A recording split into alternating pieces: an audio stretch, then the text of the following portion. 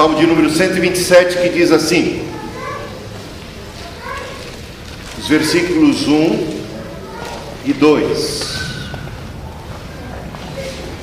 Se o Senhor não edificar a casa, em vão trabalham os que a edificam. Se o Senhor não guardar a cidade, em vão vigia a sentinela. Inútil vos será levantar de madrugada, repousar tarde, comer o pão que penosamente granjeastes. Aos seus amados, no entanto, ele o dá enquanto dormem. Olha que coisa curiosa esta. Esse texto aqui suscita uma série de questões, de dúvidas na nossa cabeça. Como nós avaliamos as coisas, como nós avaliamos a nossa própria história, como nós avaliamos o mundo. O que o autor bíblico, movido, inspirado pelo Espírito Santo, está dizendo? Se o Senhor não edificar a casa, se o Senhor não estiver ali nos ajudando, em vão trabalham os que a edificam. Alguma coisa vai dar errado. Outra coisa: se o Senhor não guardar a cidade, em vão vigia a sentinela. Se o Senhor não guardar o nosso carro, e não adianta trava multilock. Se o Senhor não guardar o nosso carro, não adianta o alarme. Se o Senhor não guardar a nossa casa, não adianta a tranca, não adianta o vigia, não adianta segurança. Se o Senhor não edificar nossa casa, os nossos planos, os nossos projetos vão cair, vão por água abaixo. Por mais inteligentes que sejamos, por mais capacitados que nós sejamos, por mais recursos que tenhamos, o problema aí é confiar. Confiar nos recursos humanos, confiar em nós mesmos, ignorando o fato de que tudo, absolutamente tudo na vida, qualquer coisa que a gente faça, a gente depende de Deus. Quando a gente ignora esse fato, nós incorremos num erro muito grande. Ou seja, passamos a não confiar no Criador e passamos a confiar na criatura. Passamos a ter uma atitude arrogante, petulante, autossuficiente. E a gente viu semana passada, no domingo passado, a mensagem que tratava da briga e da disputa entre duas irmãs. E essas duas irmãs, quando elas estavam numa condição de fragilidade, é que elas encontraram mais força e graça aos olhos de Deus. Quando elas estavam numa condição de, digamos assim, de vantagem, elas passaram a confiar naquilo que era a sua vantagem humana, e por isso sucumbiram. Ou seja, a tendência do homem é depositar sua confiança nos recursos materiais e se esquecer de Deus. E quando isso acontece, nós cometemos o mais grave de todos os erros. Tem um salmo aqui, o Isaías capítulo 31, mostra o seguinte. Podemos abrir a Bíblia em Isaías 31.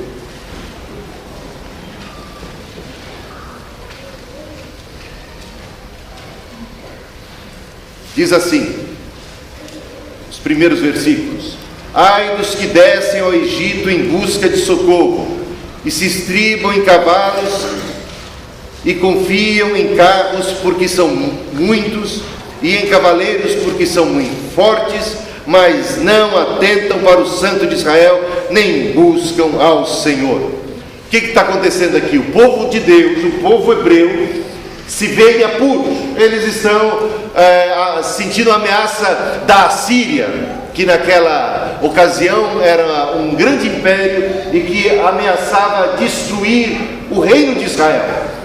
O povo de Deus, o povo de Israel, em vez de buscar ao Senhor, porque eles já sabiam em sua história quantas e não foram poucas as vezes que o Senhor veio em seu socorro, que o Senhor concedeu vitória para eles. Mas agora eles não precisam mais tanto assim de Deus. Por quê? Porque eles estão olhando para o Egito, e o Egito também é poderoso. E se eles fizerem uma aliança com o Egito, eles vão ter como resistir às ameaças e aos ataques da Síria. Então, numa condição de perigo, eles, em vez de buscarem a Deus, de confiar em Deus, em quem é que eles estão confiando?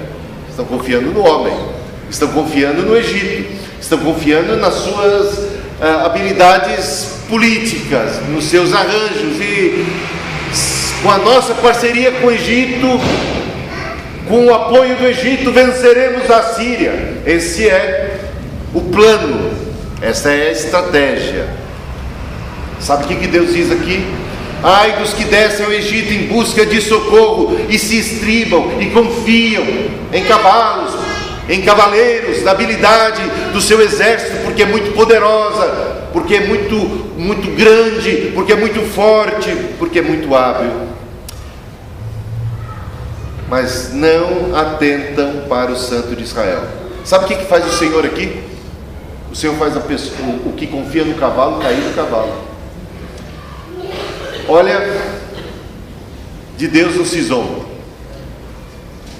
Quando as pessoas depositam a sua confiança na carne, e diz Jeremias: maldito o homem que confia no homem e faz do seu braço a sua força.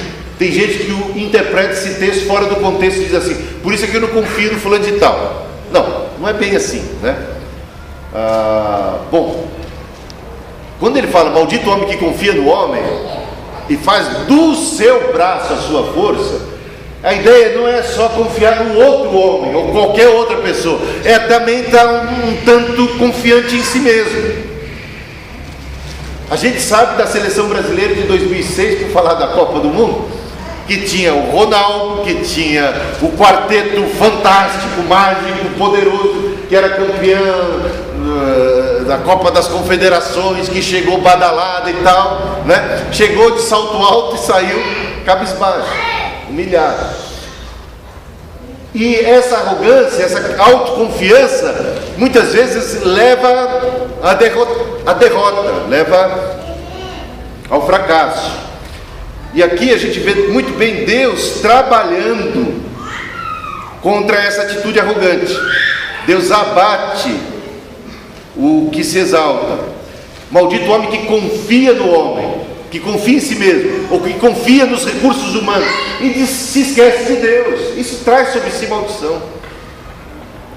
Diz aqui no capítulo 30, no versículo 15, sabe o que fala aqui?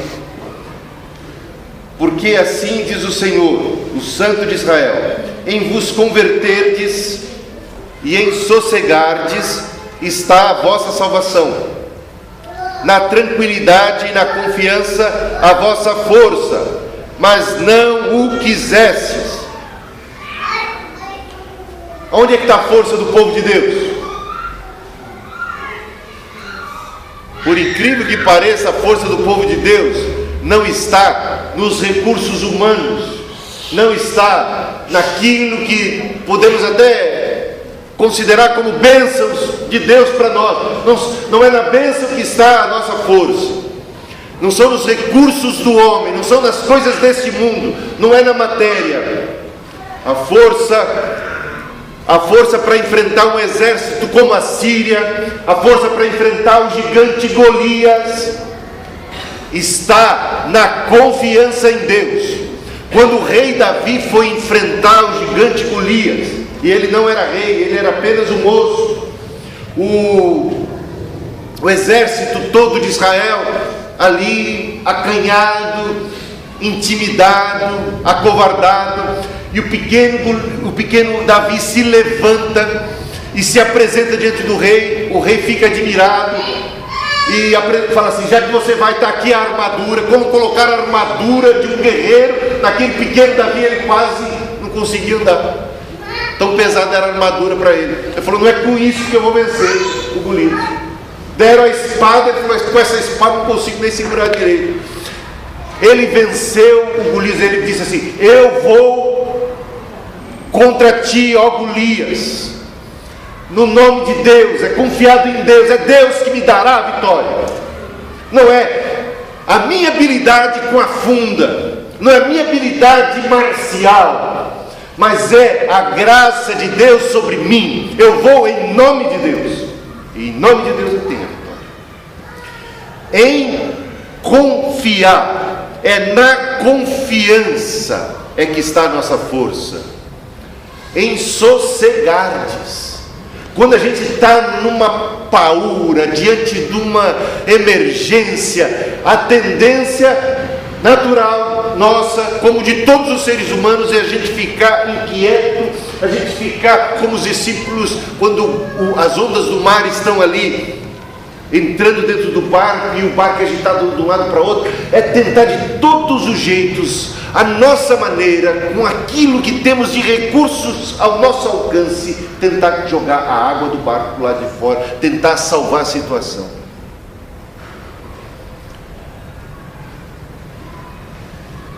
Mas aqui diz que é na tranquilidade e não na inquietude, é na confiança, é na paz. E isso é o segredo do homem de Deus. Esta é a vitória que vence o mundo, a nossa fé. Com ela temos poder para desbaratar um exército. Agora, se nós estamos vendo que o autor bíblico está ensinando isso para a gente, não corremos o risco de falar, como muitos chegam até a pensar: então eu vou ficar aqui no bem bom, aqui eu vou ficar num sossego, numa tranquilidade, eu estou precisando de emprego, mas o emprego vai bater a minha porta, eu estou precisando passar de ano, mas não preciso nem estudar, estou na tranquilidade, né? Você está entendendo? Pode ser que alguém interprete mal. Veja lá, voltando ao Salmo 127, podemos dizer assim: se não é por conta do trabalho em si que eu vou ter o sucesso, mas é o Senhor edificando a minha casa, que ela vai se manter, que ela vai avante, o meu projeto vai avante à medida em que o Senhor está como o edificador dele. Então eu não preciso edificar. Não é isso que está dizendo. O que diz é: se o Senhor não edificar, em vão trabalham os que edificam a casa. Não está dizendo que é para o Senhor edificar sozinho, está percebendo? Não é o Senhor que vai edificar sozinho. Ele está dizendo: se o Senhor não edificar, em vão será o meu trabalho e o trabalho de todos que estão edificando. Ou seja, nós devemos edificar com o Senhor, não sem o Senhor. É isso que a gente precisa entender. Não é para também não ter vigia, não é para também não ter alarme, não é contra o alarme nem contra o que vigia. Se o Senhor não guardar, em vão vigia a sentinela. É isso. Nós devemos guardar, nós devemos inclusive trancar a porta de nossa casa, porque vivemos em uma sociedade que é ameaçadora. Há cuidados que nós, de nossa parte, devemos tomar. Agora, a nossa confiança não está nos cuidados que nós tomamos. A nossa confiança está que o Senhor está conosco em cada um desses detalhes, que Ele é quem nos guarda, que Ele é quem nos protege. Eu estudo, com a ajuda de Deus eu venço, mas eu não penso que só estudando eu vencerei. Tem muita gente que cai do cavalo assim. Por quê? Porque está tão confiado em si mesmo e não percebe a fragilidade da sua posição. Porque nós, por mais que tenhamos, nós por mais que sejamos espertos, nós por mais que tenhamos recursos, por mais que tenhamos inteligência, por mais que tenhamos esta ou aquela vantagem, nós estamos numa condição de fragilidade. E a gente devia ser assim humilde para reconhecer que de uma hora para outra a casa cai. Se não for o Senhor. Diz o outro salmo, agora esqueci o número dele, mas diz assim: se não for o Senhor que esteve ao nosso lado, se não fora o Senhor que esteve do nosso lado, há muito teríamos sucumbido. Quando as águas passaram sobre nós, quando atravessamos aquela tempestade, quando enfrentamos aquela crise, se Deus não estivesse do nosso lado, já teríamos há muito perecido. Se Deus não estivesse comigo, eu tinha morrido quando era criança, de uma enfermidade ou de outra. Se Deus não estivesse comigo, eu não estaria mais aqui diante de vocês, porque Ele me salvou num determinado acidente de carro. O Senhor é a minha força, o Senhor é a minha fortaleza. Um homem muito confiante em si, conforme diz a parábola de Jesus, do rico insensato, trabalhou, viveu a vida para amealhar, e um dia, quando ele conquistou muito, seus celeiros estavam completamente abarrotados, ele chegou e disse para si mesmo: agora chegou a hora da minha aposentadoria dos sonhos.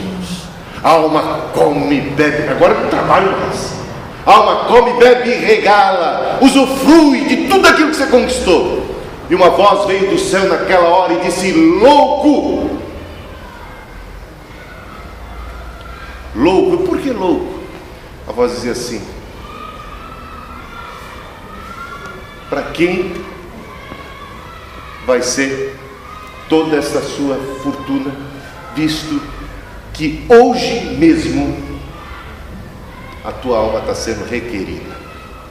O cara ia bater as botas naquele dia. Planos, sonhos, eu estudo, eu sou inteligente, eu me preparei, estou pronto para conquistar o mundo, eu sou mais eu posso, eu faço, eu aconteço. Olha, até quando vai essa arrogância? Um estralar dos dedos lá em cima, e já não há mais ser humano aqui na terra. É isso que a gente precisa entender. Não é que eu não tenho que estudar, que eu não tenho que trabalhar, que eu não tenho que fazer, mas eu tenho que perceber que tudo que eu faço, estudo, trabalho, busco, eu preciso fazer na presença de Deus. Eu preciso entender que Deus é a base, que Deus é o suporte, que Deus é a graça da minha vida. Sem Ele eu sou um fracasso. Sem Ele eu estou construindo sobre a areia, e quando vier o temporal vai cair essa casa. Nossas decisões, nossas escolhas, às vezes tomamos decisões, fazemos escolhas sem consultar o Senhor. Isso é de uma arrogância. Nós precisamos tomar cuidado. Por quê? Porque se a gente acha que é tão esperto, que pode conduzir a nossa vida, a gente não precisa de Deus, a gente vai cair do cavalo, porque Deus vai fazer. Aí nós vamos ter em Deus um adversário. Leia lá mais uma vez Isaías capítulo 31. Deus, quando percebe o seu povo buscando ajuda no Egito, confiando nos recursos do exército egípcio para enfrentar a ameaça assíria, Ele diz assim: eu estou chateado, isso me ofendeu, eu me levantarei contra a ajuda do Egito, eu vou derrubar aqueles cavalos. Pior que a gente agora encontra em Deus um adversário, porque Deus abate todo espírito arrogante. Deus se levanta contra toda a presunção humana. Agora Deus dá graça aos humildes. Quando os homens têm o espírito daqueles que construíam a torre de Babel, não precisamos de Deus, nós alcançamos o céu por nós mesmos, confiando na sua própria tecnologia, Deus vai intervir, e vai ser difícil para eles. É isso que lemos aqui. Agora veja a intenção de Deus.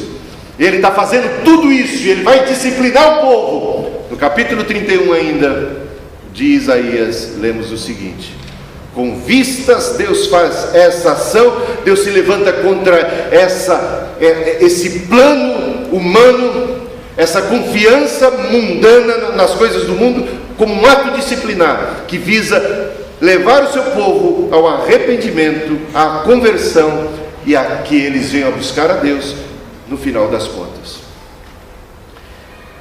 E ele diz aqui o versículo 4: porque assim me disse o Senhor, como o leão e o cachorro do leão rugem sobre a sua presa, ainda que se convoque contra eles um grande número de pastores, e não se espantam das suas vozes, e nem se abatem pela sua multidão, assim o Senhor dos exércitos descerá para pelejar sobre o monte Sião e sobre o seu outeiro. Primeira figura que ele usa aqui é de um leão. Um leão, quando ele toma conta da presa, olha, você pode levantar um montão de gente para tentar espantar o leão, ele não vai se assustar. Do mesmo jeito que esse leão está ali sobre a sua presa, o Senhor nos protegerá. E não tem ninguém que espante Deus, que é um verdadeiro leão nesse sentido. É a força dele que dá garantia para a gente, que dá proteção para a gente. Então esse texto aqui está falando do desejo que Deus tem de proteger. Confie em mim e eu serei para você um leão para te guardar. A outra coisa, versículo 5: como pairam as aves, assim o Senhor dos exércitos amparará Jerusalém, protegê-la e salva-la, poupa-la e livrá-la. O Senhor tem esse desejo de ser o guarda de Israel, aquele que protege o seu povo. E a nossa confiança, quando é depositada nesse Deus tão tremendo, isso honra a Deus, e o Senhor se manifesta vencedor. Pode ser um exército egípcio, e o mar vai se abrir, e passaremos a pé enxuto, e depois do outro lado o Senhor vai fazer as águas engolirem o exército inimigo, e nós veremos a glória de Deus na nossa vida, e o gigante Golias vai cair, e não vai cair pela força de Davi, pela astúcia de Davi, pela sabedoria de Davi, mas pela coragem que ele tem, baseada na confiança que ele tem no Senhor. É o Senhor a nossa força.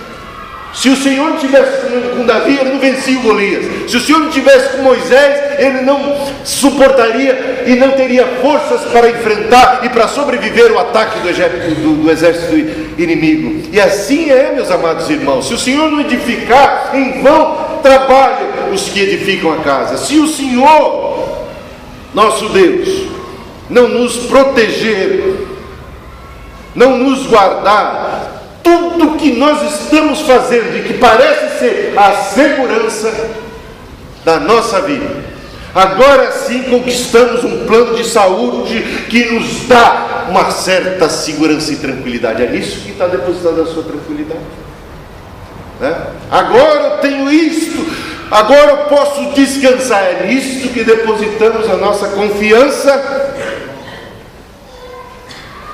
A gente sabe de um presidente da república que foi eleito e não tomou posse. Parece que não foi em outro país, né? Foi nesse aqui.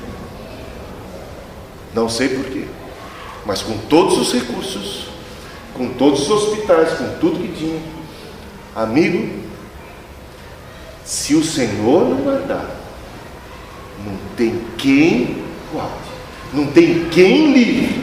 Agora, com a graça do Senhor, que socorro, que paz, o nosso sossego, a nossa confiança precisa estar em Deus. E é quando estamos tranquilos, porque depositamos nas mãos de Deus nossa vida, nosso futuro, é que experimentamos uma vitória, uma paz de Deus que excede a todo entendimento humano. Que coisa maravilhosa é. Voltando lá para o texto do Salmo 127.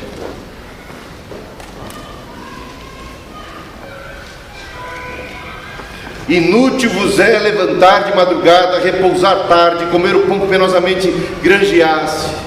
Aos seus amados ele dá enquanto dormem. Então podemos dormir sossegado e não vamos precisar trabalhar? Não. A ideia é a seguinte: Deus guarda a gente, protege. Tem um montão de coisas que acontecem na nossa vida, que quando Deus está com a gente, olha, foi Deus na vida da gente.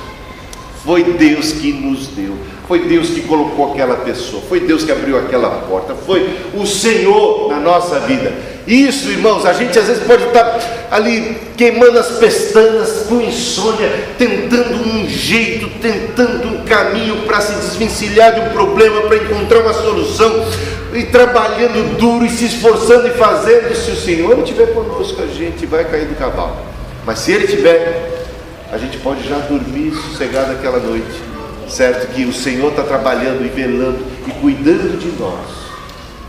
Que coisa boa, hein?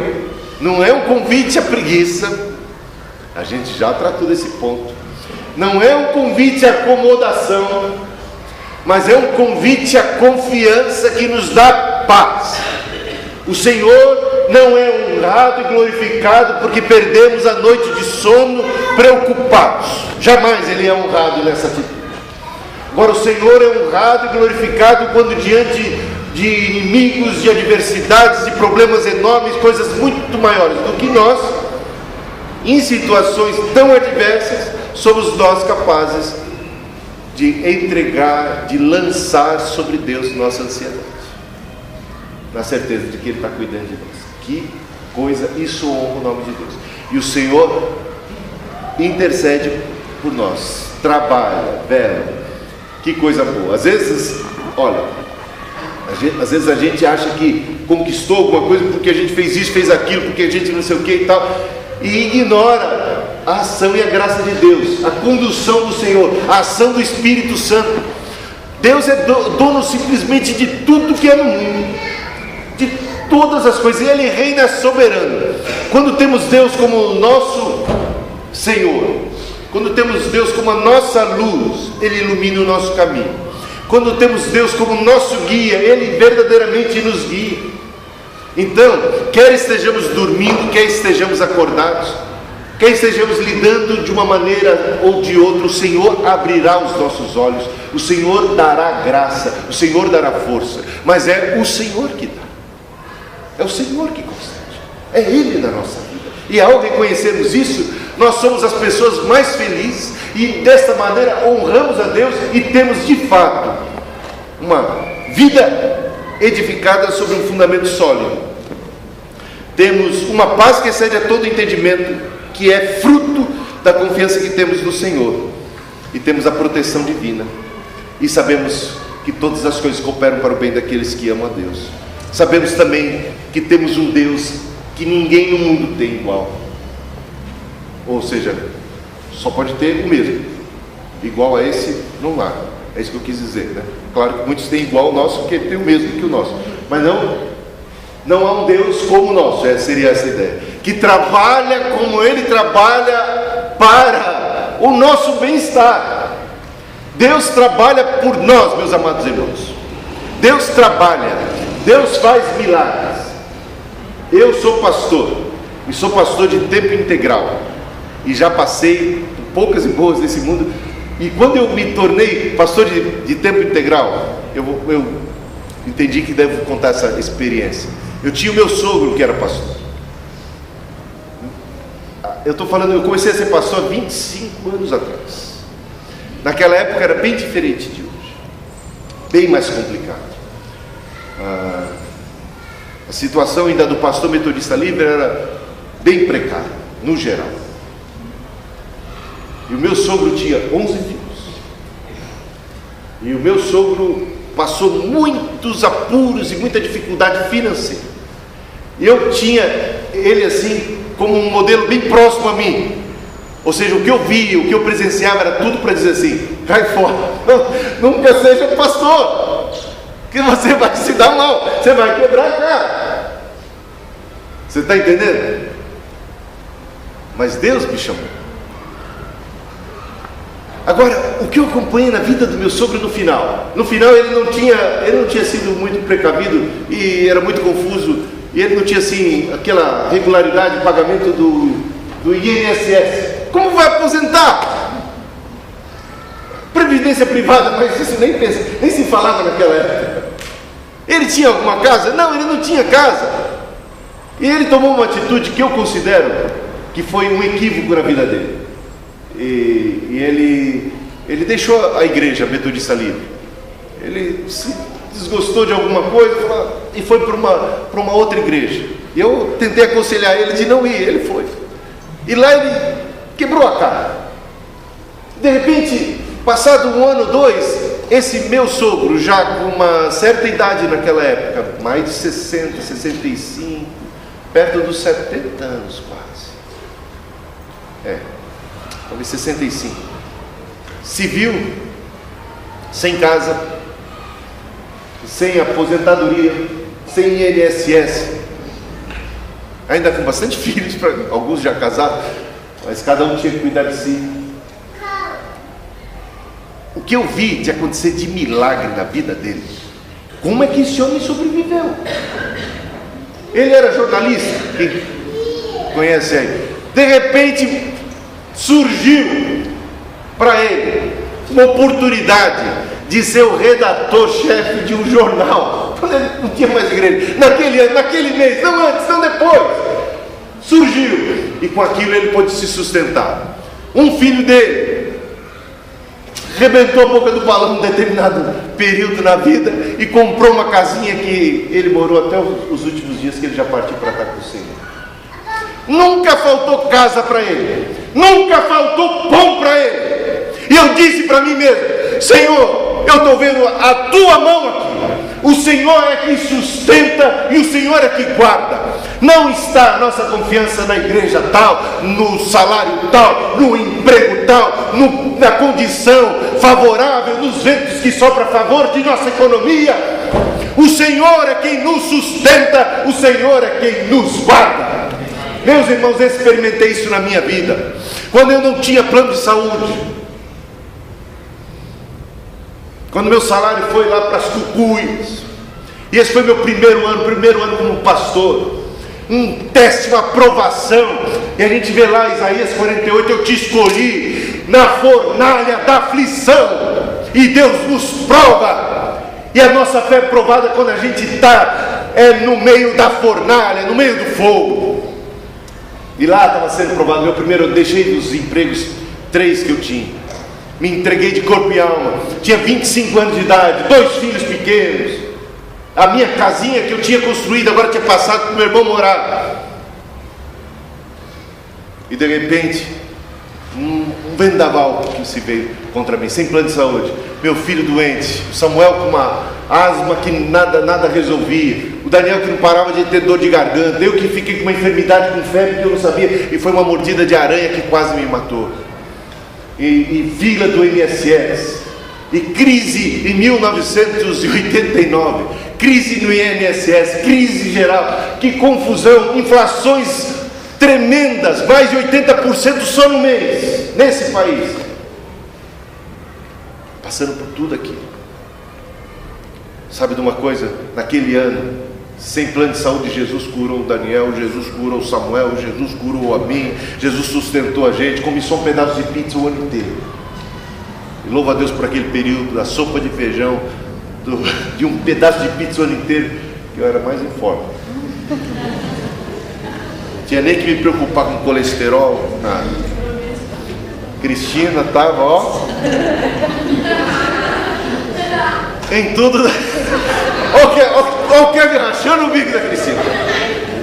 Rachando o bico. Irmãos, em tudo dai graças. Agora, a alegria do Senhor, que é a minha força, estava presente na minha vida, na minha casa, e os louvores do Senhor se ouviam na nossa casa, na nossa família. Deus estava presente, Deus é conosco. Se Deus é por nós, quem será contra nós? O Senhor sustenta, o Senhor guarda, e você deve ter testemunho, experiência de como o Senhor é bom. Então a nossa confiança tem que estar nele. A paz de Deus esteja no teu coração, não tema o amanhã. Eu fui até meio abusado, então nunca fiz poupança, e não recomendo isso, porque eu acho que é bíblico fazer. Não, olha, sossegado, não sei o que o amanhã me reservará, sei que vai ser bom, né? Sei que Deus está comigo, se do meu sogro, e Deus cuidou dele, por que Deus não vai cuidar de mim? Irmãos, confia no Senhor. Os índios, eu vou contar essa experiência que está registrada no livro do Darcy Ribeiro, O Povo Brasileiro, e conta a história de um cacique. Seu pai se aposentou finalmente, com mais salário do que o meu pai, que trabalhou e recolheu direitinho. Uma coisa impressionante. Ele foi lá, chegou lá, e quando saiu a aposentadoria dele foi maior do que a do meu pai, que estava registrado, carteira, fazia direitinho, e não sei o quê. Meu pai trabalhava na Bilares. Eu, pastor José, não consigo mais. Uma graça impressionante. Você olhava assim e falava: de onde veio isso? Como ele conseguiu? Como? Deus, tanta bênção de Deus. Bom, irmãos, o Darcy conta a seguinte história, né? Hoje ele não está mais entre nós, mas um homem muito conhecido, né? Muito culto, um antropólogo, e ele, aquele livro é muito bom, recomendo a leitura, O Povo Brasileiro. Ele tem uma história que é a seguinte, eu não sei se eu vou saber reproduzir direitinho, porque eu não estava no meu script contar essa história, estou pegando ela de memória aqui, que isso surgiu agora.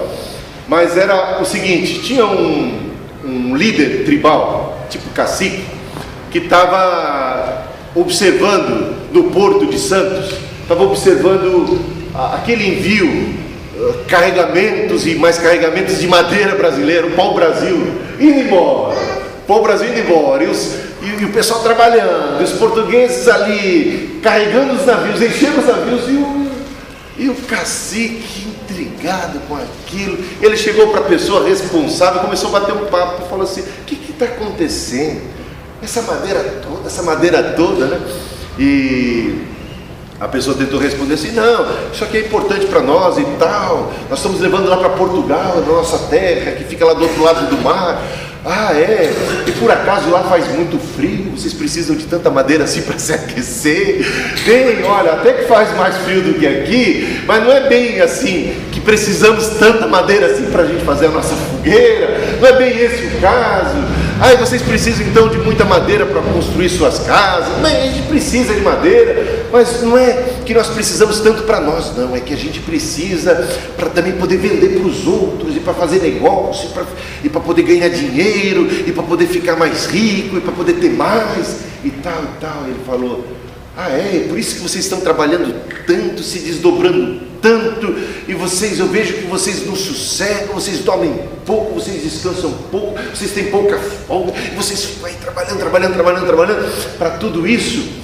Aí ele falou assim: mas olha, é que também a gente tem que pensar no futuro, dizia o homem tentando defender a prática, né? A gente tem que pensar no futuro dos nossos filhos, temos que pensar até no futuro dos nossos netos, a gente tem que já garantir o conforto e o bem-estar deles.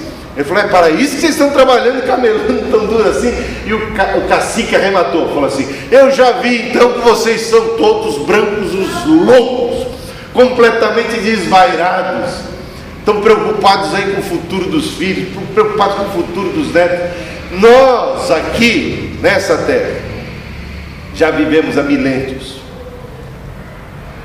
e nossa terra, os nossos antepassados comeram e beberam desta terra e foram sustentados. Nós comemos e bebemos e somos sustentados por esta terra, nesse momento presente. E nós temos certeza que a mesma terra que sustentou os nossos antepassados, a mesma terra que nos deu de comer, que nos dá de comer hoje, também cuidará de nossos filhos e de nossos netos. Por isso descansamos sem maiores preocupações. Epa, não está aí uma grande lição? Está aí uma grande lição.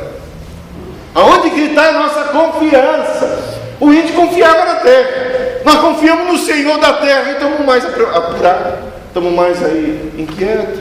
Não dá, não faz sentido. Se o índio que confia na terra do Senhor tinha paz e confiança na provisão que vinha dessa mãe natureza, e nós que confiamos no Pai da natureza, de toda a criação, devemos descansar. No sossego e na confiança está a nossa salvação, e não em tudo aquilo que a gente pode engendrar e planejar, estruturar e fazer, e fica para outra ocasião. O estudo e a pregação daquela parábola dos dois irmãos. A gente sempre está falando de irmão, né? Agora falamos de Jacó e Esaú, agora das irmãs Lia e Raquel. Vai ter a parábola de dois irmãos, um irmão que procura o Senhor Jesus e quer que ele seja intermediário de uma disputa por herança. A casa está dividida. Às vezes aquilo que a gente entrega, aquilo que a gente trabalhou e falou assim: agora eu tenho uma herança, aquilo, em vez de ser bênção, torna-se motivo de maldição. A gente não viu uma história maluca agora esses dias, de um filho que ganhou, sei lá, na loteria, sei lá onde que foi, que o pai tentou matar o filho, o irmão tentou matar o outro. Então quando o dinheiro aparece na família, em vez às vezes de ser bênção, se o Senhor não edificar a casa, agora aquilo que era herança, motivo de bênção, que podia ser partilhada e podia ser recebida com ações de graça, e a família celebrava, os irmãos estavam mais unidos que nunca, os irmãos estão querendo um engolir o outro para disputar quem quer mais. Aquilo, sem Deus, irmãos, é a perdição.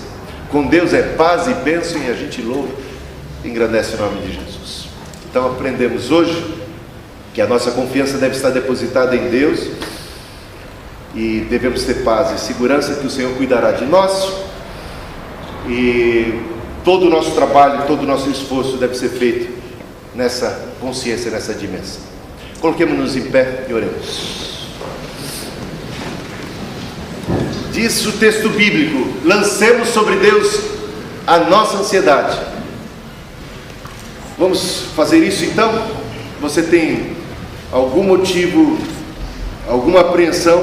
Coloque isso diante do Senhor nesta noite.